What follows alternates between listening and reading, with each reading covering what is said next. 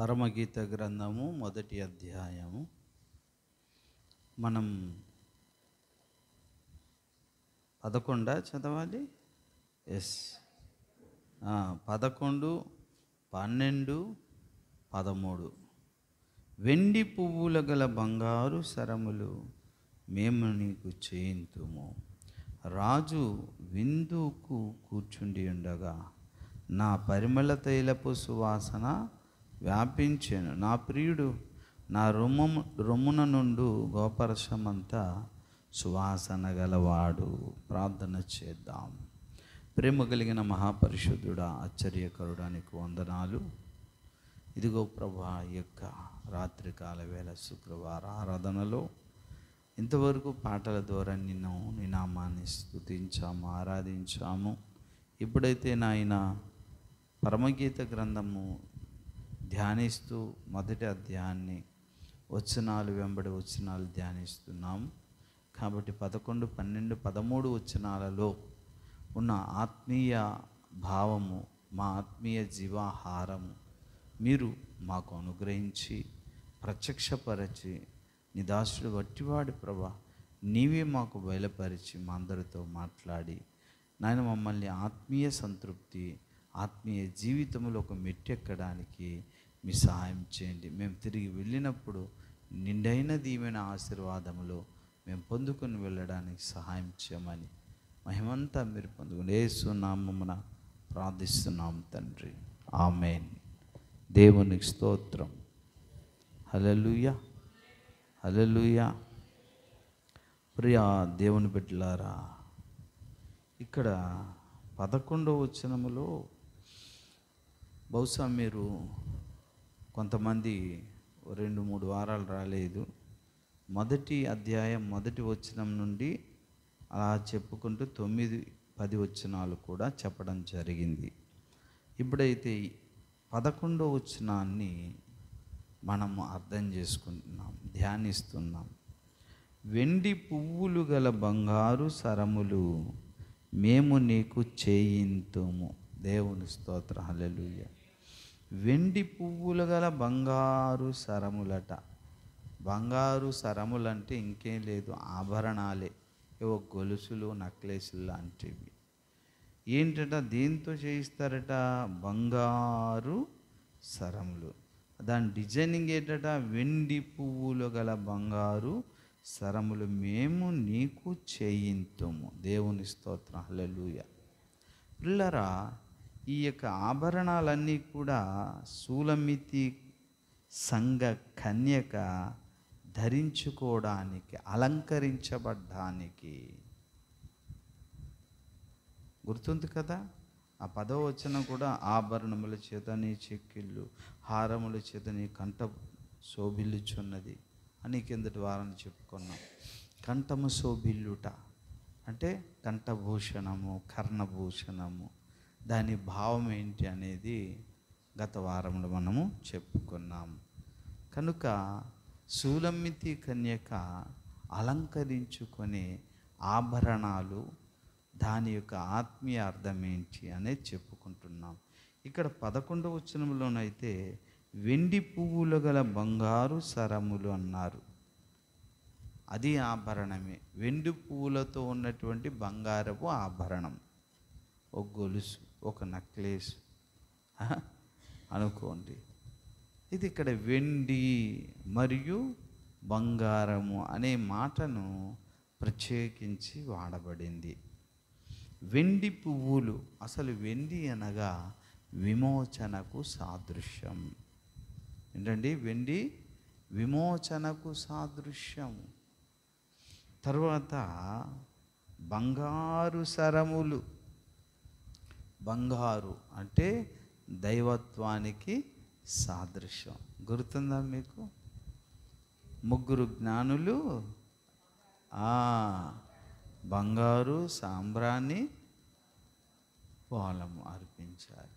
అందులో బంగారం అనేది దేవత్వానికి సూచన. నీవే దేవుడవు తండ్రి, అందుని బట్టి నేను మిమ్మల్ని పూజిస్తున్నాము. నా జ్ఞానులు యేసయ్య ఎదుట సాగిల పడ్డారు. ఇక్కడ బంగారం అనే మాటను మనం చదువుతున్నాం కదా. బంగారు ఆభరణం, బంగారం అనేది దైవత్వానికి సూచన, పరలోకానికి సూచన, స్వర్గానికి సూచన. ఇక్కడ వెండి అనేది విమోచనకు సూచన. నిజం చెప్పండి, మనకు పరలోకం ఎలా దొరుకుతుందండి? ఆ బంగారు లోకం, స్వర్ణమయమైన లోకం, శుద్ధ సువర్ణమైనటువంటి, చెప్పండి, వీధులన్నీ, రోడ్లన్నీ, అవునా? అది మనకి ఎలా దొరుకుతుంది చెప్పండి? అట్టి శోభ మనకు ఎలాగా కలుగుతుంది? అంత గొప్పతనం మనకు ఎలా కలుగుతుంది? ఎవరైనా మన విజయనగరంలో కానీ, మన ఈ యొక్క ఏరియా లంకాపట్నంలో కానీ, అమెరికా కానీ వెళ్ళి, ఇంగ్లాండ్ కానీ వెళ్ళి, రష్యా కానీ వెళ్ళి వస్తే గొప్పగా చెప్పుకుంటారట. చెప్పండి, మరి అమెరికా వెళ్ళి వచ్చారు. దేని మీద? విమానం మీదే. అమెరికాలో ఉద్యోగం, అమెరికాలో పెద్ద పెద్ద ఇల్లులు కూడా ఉన్నాయట. ఎంతో గొప్పగా చెప్పుకుంటాం. ఎందుకంటే అమెరికా, ఇంగ్లాండు, జపాను, రష్యా ఇవన్నీ సంపన్న దేశాలు కాబట్టి, గొప్ప గొప్ప దేశాలు కాబట్టి గొప్పగా చెప్తాం. దానికంటే సంపన్నమైన, అసలు వెలకట్టలేని దానితో దేన్ని సమానంగా పోల్చకూడదు. అది పరిశుద్ధ నూతన యెరూషలేము. అవునా? అక్కడ దేవుడు ఉంటాడు, ఆయనతో మనం ఉంటాం, యేసయ్యతో.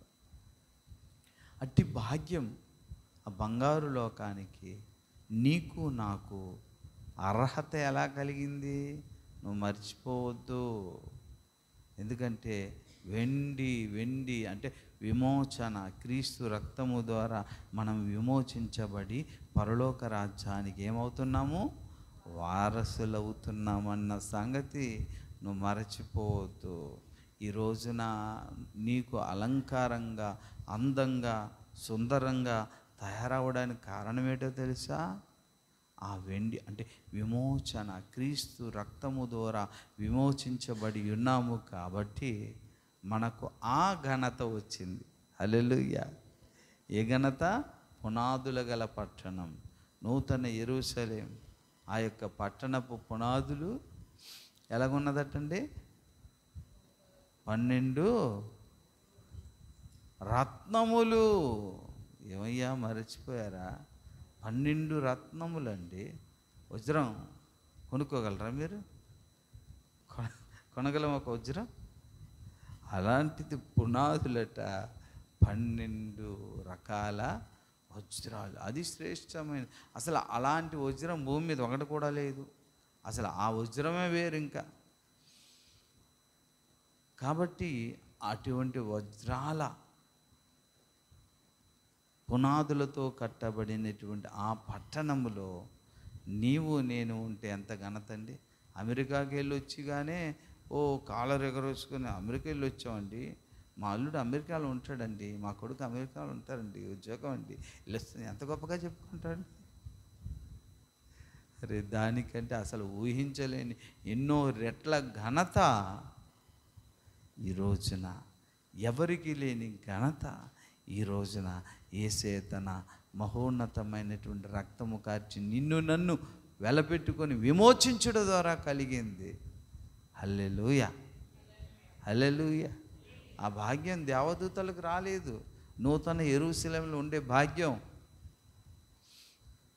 యేసయ్యతో నూతన యెరూషలేములో ఉండి యుగ యుగాలు విశ్వ పరిపాలన చేసే భాగ్యము దేవదూతలకు, శరాబులు, కెరూబులకు, తేజోవాసులకు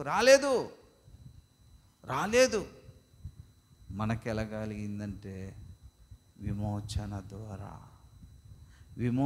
ద్వారా ఆ పరలోక రాజ్య దేవునితో మనం సగభాగం అయిపోయాం. అంటే దేవుని దేవత్వము మనకు యేసయ్య ద్వారా దేవుడు అనుగ్రహిస్తున్నాడు. హల్లెలూయా, హల్లెలూయా, హల్లెలూయా. ఈ విషయానికి వస్తే బాగా గమనించండి. యేసు ప్రభువారు దేవుడా మనిషా? దేవుడు. మానవ రూపంలో వచ్చాడు. ఓకే, మంచిది.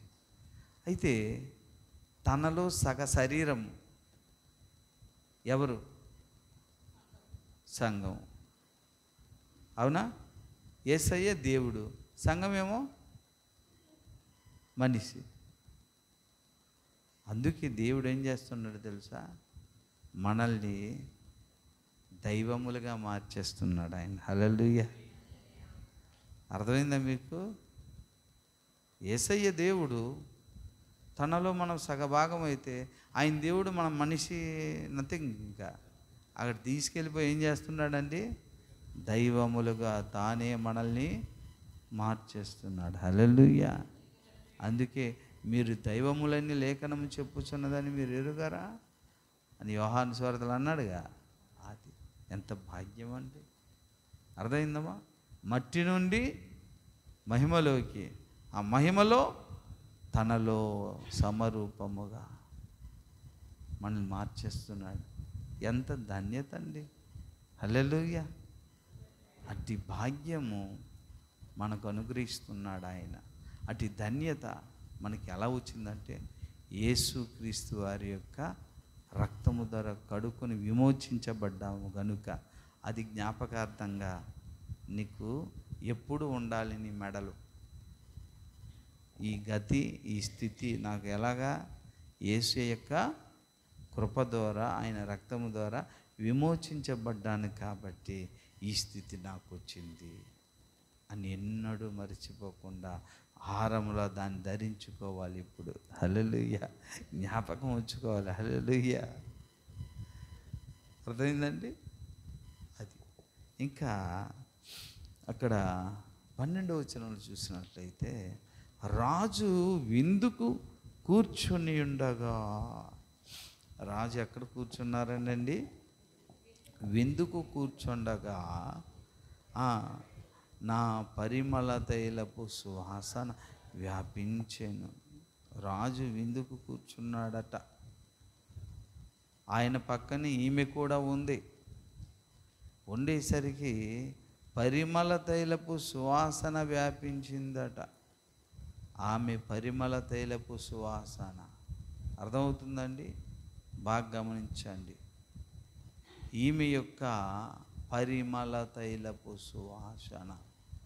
పరిమళ తైలపు సువాసన అంటే కింద వచనాన్ని గమనించినట్లయితే, నా ప్రియుడు నా రొమ్మున నుండి గోపరసమంత సువాసన గలవాడు. గమనించండి, ఆమె రొమ్ము మీద ఏముందట? గోపరసం ఉన్నదట. గోపరసం అంటే సెంట్. ఏముందండి? సెంట్. ఆమె ఇదంతా కూడా గోపరస వాసన వచ్చేస్తుందట. ఈ గోపరస వాసన, ఆ పరిమళ తైలపు వాసన ఏమైందట? రాజు విందుకు కూర్చుండగా మొత్తం వ్యాపించేసిందట. మంచి వాసన. అది కూడా ఈమెకి ఆ ధన్యత, ఆ సువాసన ఈమెకి ఎలా వచ్చింది? మళ్ళీ అంటాడు. గమనించండి, కీర్తనల గ్రంథం 45:8 వచనాన్ని మనం చదువుదాము. నీ వస్త్రములెల్లా గోపరస వాసనే. అదండి. ఎవరి కోసం రాశాడట ఈ పాట? 45:1 వచ్చిన, ఒక దివ్యమైన సంగతితో నా హృదయం బహుగా ఉప్పొంగుచున్నది, నేను రాజును గూర్చి, రారాజైన యేసయ్యను గూర్చి పలికించాడట. ఇక్కడ రాజు ఒంటి మీద ఏముందండి? మారుగ్ గారు వింటున్నారా? గౌరమ్మ, గోపరసం. అసలు గోపరసం ఎవరి ఒంటి మీద ఉంది? రాజుగారి మీద. మరి రాజుగారి మీద ఉన్నటువంటి గోపరసం సెంటు ఇప్పుడు ఈమె రొమ్మునకు ఎలా వచ్చింది? ఏమా చూడండి, అక్కడ నా ప్రియుడు ఇది నా రొమ్మున నుండి గోపరసమంతా సువాసన గలవాడు. రాజుగారి మీద ఉన్న సెంటు ఈమె మీదకి వచ్చిందట. అంటే రాజుగారి కౌగిటిలో ఈమె ఒదిగిందన్నమాట. హల్లెలూయా.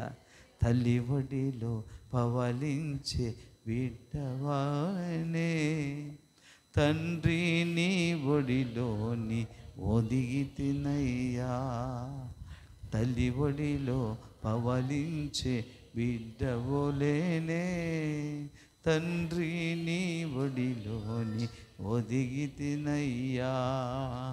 ఒదిగితినయ్యా, ఒదిగితినయ్యా, ఒదిగితినయ్యా, ఒదిగితినయ్యా. హల్లెలూయా. తండ్రి ఒడిలో ఈమె ఒదిగింది. తనకు కాబోయే ప్రియుని ఒడిలో, కాబోయే భర్త ఒడిలో ఆమె ఒదిగింది కాబట్టి ఆయన ఒంటి మీద ఉన్న, తన శరీరం మీద ఉన్నటువంటి సెంటు ఆయన కౌగిల్లో ఉన్నప్పుడు ఈమె కూడా ఏమైందండి? అంటుకుంది. అంటే ఇప్పుడు ప్రియుని ఒంటి మీద ఉన్న వాసనే ప్రియురాలి ఒంటి మీద కూడా అదే వాసన. ప్రియుని ఒంటి మీద ఉన్నటువంటి వాసన సామాన్యమైనదా? ఎంత గొప్ప పేరండి. విశ్వమంతా ఘనత, మహిమ, ప్రభావాలు నొందదగిన పేరు ప్రియునిది, యేసయ్యది. అవునా కాదా? ఆ పరిమళ వాసన, సువాసన కొంచెం ఈవిడికి కూడా అంటుకుందన్నమాట. అర్థమవుతుందండి? ఈమెకు కూడా అంటుకుంది. ఆ వాసన ఏమవుతుందంటే, రాజుగారు అక్కడ కూర్చుంటుండగానే ఈమె ఒంటి మీదన వాసన వెదజల్లింది. అప్పుడు రాజుగారు ఒంటి మీద ఉన్నటువంటి వాసన, లేదా ఇక్కడ రాణి గారు ఒంటి మీద ఉన్న వాసన అర్థం కాలే. అంటే రాజు రాణి ఏమయ్యారండి? ఏకమైపోయారు. దేవుని స్తోత్రం. హల్లెలూయా, హల్లెలూయా, హల్లెలూయా. అందుకే ప్రభువుతో కలుసుకునివాడు ఏకాత్మయ్య ఉన్నాడు. హల్లెలూయా, హల్లెలూయా, హల్లెలూయా. ఎప్పుడైతే ప్రభువుతో కలుసుకున్నవాడు ఏకాత్మ అయిపోతాడో, ఇక దేవునిలో ఉన్నటువంటి శక్తి, మహిమ, అభిషేకము, ఆశీర్వాదము, వరాలన్నీ కూడా మనకు కూడా అభ్యస్తాయి. ఎప్పుడైతే ఆ అభిషేక తైలం మనకు అంటుకుంటుందో అప్పుడు మనం పరిమళించడం మొదలెడతాం. హల్లెలూయా, హల్లెలూయా. మన పరిమళ వాసన అనేకులు చూచి ఆగ్రహించి తిరిగి ప్రియుని యొద్దకు ఆకర్షితులవుతారు. హల్లెలూయా, హల్లెలూయా.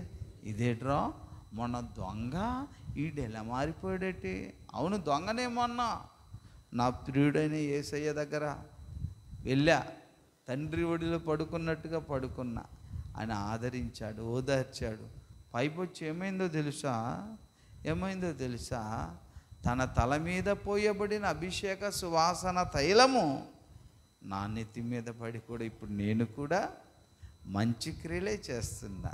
ఒకప్పుడు దొంగని, జోదగాడిని, దుర్మార్గుణ్ణి. ఇప్పుడు నేను అది చేయలేను.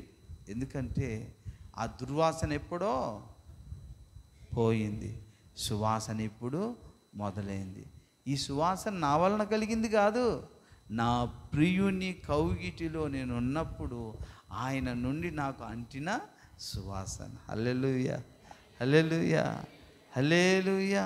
నా ప్రాణ ప్రియుడు నాకెదురు పడేను, వదిలిపెట్టక నేను హత్తుకొనేదాను, ఆరాధించేదాను నా జీవనాదుడు యేసుని. కే మహిమా పరిశుద్ధాత్మునికే, యెహోవా దేవునికే. లాస్ట్ చరణ కూడా పాడండి. ఉనికే ఘనత, నా ప్రాణ ప్రియుడు నాకెదురు పడేను, వదిలిపెట్టక నేను హత్తుకొనేదను, హత్తుకొనేదను, ఆరాధించేదను.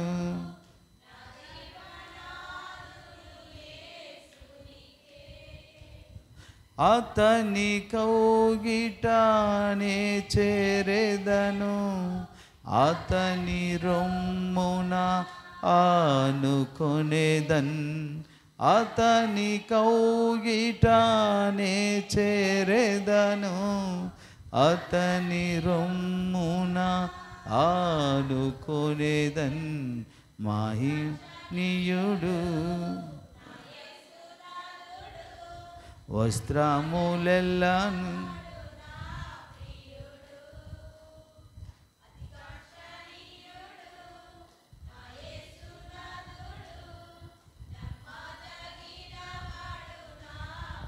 అయితే అది కాదు, చరణ ఇంకోలా పాడాను కదా.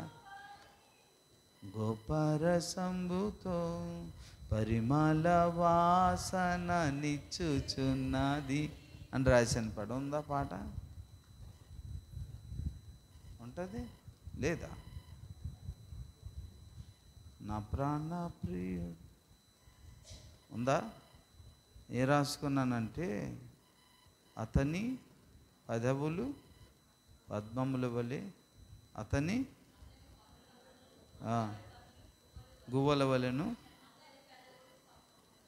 వస్త్రములెల్లను గోపరసంబుతో పరిమళ వాసన. అంటే ఈ అధ్యాయం ఇలా చదువుతూనే ఆ పాట రాసుకున్నాను అన్నమాట. నాకు ఆశ కలిగింది, అయ్యా నీ రొమ్మున ఆనుకుంటాను. ఎలా? అపోస్తులుడైన యోహానట రొమ్మున ఆనుకొనిన శిష్యుడట. అందుకని ఈమె ఒంటి మీదకు, ఆమె శరీరం మీదకి ఏమొచ్చిందండి? యేసయ్య తల మీద పోయబడిన గోపరస తైలం, పరిశుద్ధాత్మ అభిషేక తైలం మన బ్రతుకుల్లో, యేసయ్య మీద ఉన్న అభిషేక తైలం మన బ్రతుకుల్లో వచ్చి ఈ రోజున మనము కూడా పరిమళిస్తున్నాం. హల్లెలూయా. గుర్తుందా మీకు? 33వ కీర్తన, 133వ కీర్తనలో కూడా ఒక విచిత్రమైన సంగతి చదువుదాం. 133వ కీర్తన, సహోదరులు ఐక్యత కలిగి నివసించుట ఎంత మేలు, ఎంత మనోహరం, అది తల మీద పోయబడి. చెప్పండి, ఎవరి గడ్డం మీదకి వచ్చిందట?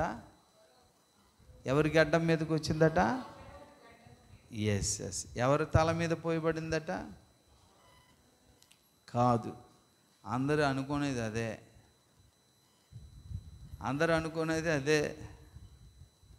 అహరోను తల మీద కాదు, యేసయ్య తల మీద పోయబడిన అభిషేక తైలము అహరోను మీద, అహరోను గడ్డం మీద, అహరోను వలె పరిచర్య చేస్తున్న సేవకుల మీద, సేవకులు పరిచర్య చేస్తున్న విశ్వాసుల మీదకు వచ్చిందన్నమాట. హల్లెలూయా. ఏమా ముందు ఎవరి మీద పోయబడింది అభిషేక తైలం? యేసయ్య మీద.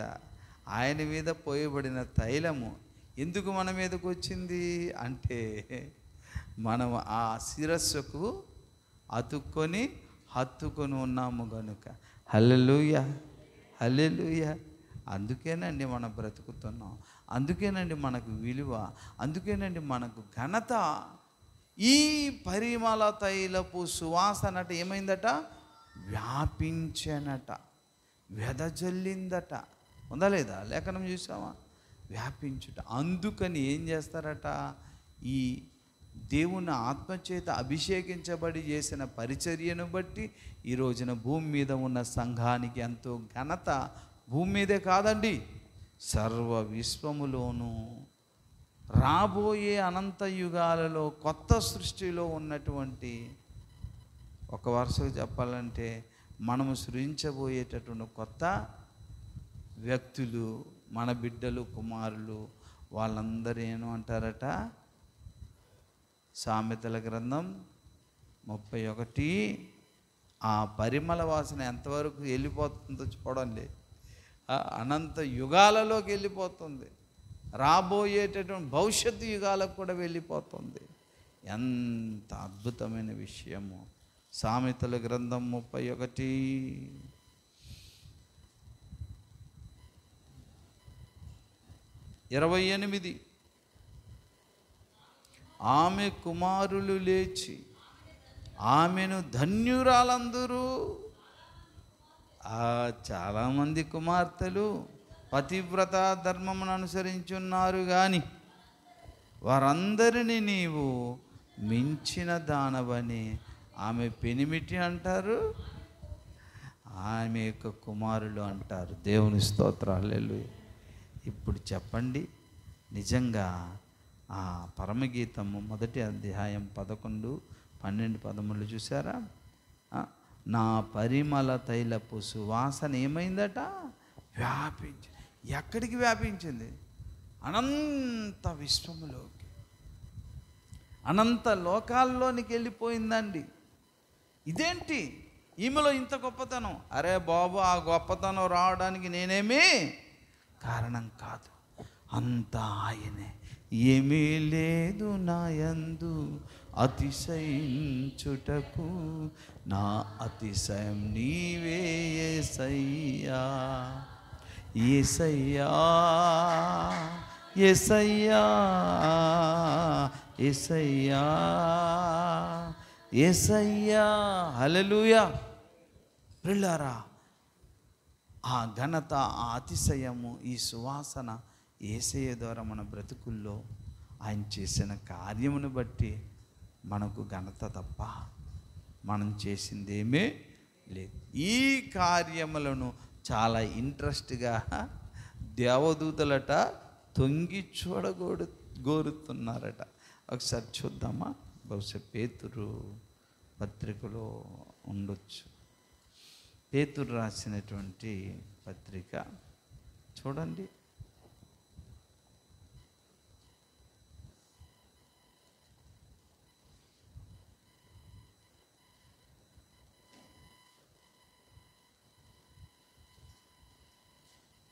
మొదటి పేతురు.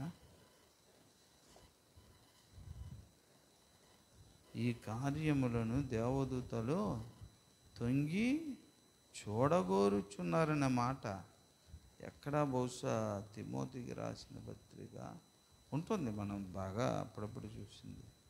కనుక ఎందుకు ఈ మాటలు చెప్తున్నానంటే, వీళ్ళు ఎలా చేస్తారు, ఏ విధంగా చేస్తారు? అబ్బా, అంత బాగా చూస్తారా, అలాగ చేస్తారా, ఏంటో వీళ్ళలో గొప్పతనం అనుకొని విశ్వమంతా దేవుని పేరులో మన పేరు కూడా దేవుడు అంతగా హెచ్చించాడట మనల్ని. హల్లెలూయా. బహుశా తిమోతికి రాసిన పత్రికలో కూడా ఉండొచ్చు, ఆ మాట ఉంది, మనకు తెలిసిందే. దేవదూతలు ఈ కార్యములను తొంగి చూడగోరుచున్నారట. చూస్తున్నాను.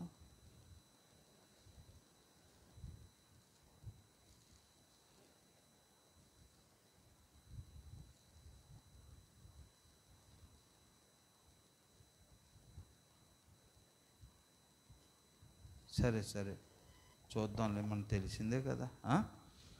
కనుక ప్రియులారా, ఇప్పుడు మనకు ప్రకటన, క్షమించండి, పరమగీత గ్రంథం 1వ అధ్యాయము 11 నుండి 13 వచనాల్లో మనకు దేవుడు అనుగ్రహించిన ఆధిక్యత ఏంటంటే, తన శిలువ రక్తము చేత విమోచించి మనల్ని తన పక్కన కూర్చునేటటువంటి, అంటే సింహాసనము, యేసయ్య కూర్చుంటే ఆయన పక్కన కూర్చునే భాగ్యము, ప్లస్ ఏంటంటే ఆయనలో సగభాగము చేసుకొని తన ఆత్మలో అభిషేకం మనకు పాలిచ్చి మనల్ని కూడా ఆయన రూపములుగా మార్చేసి యుగ యుగాలు ఆయనతో గడిపి ఆ పేరు సంఘానికి యుగ యుగాలు ఒక మహిమ అంతస్తు నుంచి మరో మహిమ అంతస్తు, అలా అలా అలా లెక్కలేనన్ని యుగాలు అలా ఘనత వస్తూనే ఉంటుందట సంఘానికి. కాబట్టి పిల్లారా, అట్టి గొప్ప ధన్యత ఇస్తున్న యేసయ్య మనల్ని ప్రేమించి అంత గొప్ప ఆధిక్యత ఇచ్చిన యేసయ్య కొరకు ఈ భూమి మీద మనం ఎలా ఉండాలి, ఎలా జీవించాలి, ఏ విధంగా మన జీవితాలను సమర్పణ చేయాలి, ఏ విధంగా తీర్మానించుకోవాలి. కాబట్టి పిల్లారా, పరమగీత గ్రంథములో దేవుడు మనకిచ్చిన ఆధిక్యత, ఎలా అలంకరించుకోవాలి, ఎలా ఆత్మీయతలు ఎదగాలి, ఎలా నడవాలి, ఎలా మన జీవితాన్ని తీర్మానించుకొని ప్రభు సన్నిధానంలో ఒప్పుకోవాలి, ఏ విధంగా నడవాలి, ఏ విధంగా ఇవ్వాలి, ఏ విధంగా చెయ్యాలి, ఇవన్నీ ఒక్కొక్కటి కూడా తరచి లోతైన ఉపమాన పరిభాషలో, కావ్య భాషలో దేవుడు మనకు రాయించాడు. కనుక దేవుడు మనల్ని మట్టి నుండి మహిమ నుండి అధిక మహిమలోకి తీసుకెళ్తున్నాడు. ఆ విధంగా దేవుడు నిన్ను నన్ను నిరంతరం ఇప్పుడు మన చేయపట్టి నడిపించునుగాక. ప్రార్థన చేద్దాం. తల వంచండి.